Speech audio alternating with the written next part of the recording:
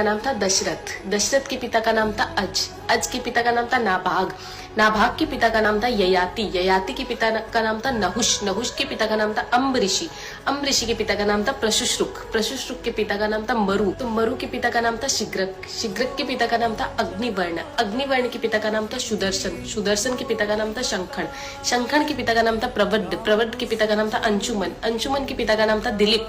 दिलीप के पिता का नाम था भागीरथ, ये वही भागीरथ है जो गंगा को पृथ्वी पर लेके आए थे, जिसको भागीरथी के नाम से भी जाना जाता है। राजा भागीरथ के पिता का नाम था कुकुस्थ, कुकुस्थ के पिता का नाम था रघु, ये रघु वही राजा है जिनके नाम पर ये रघुकुल पड़ा, क्योंकि ये बहुत ही पराक्रमी और तेजस्वी राजा थे। आज भी कहा जाता है कि रघुकुल रीत सदा चली आई, प्राण जाए पर वचन न जाए। तो राजा रघु के पिता का नाम था राजा असमंज, राजा असमंज के पिता का नाम था राजा सगर, राजा सगर के पिता का नाम था राजा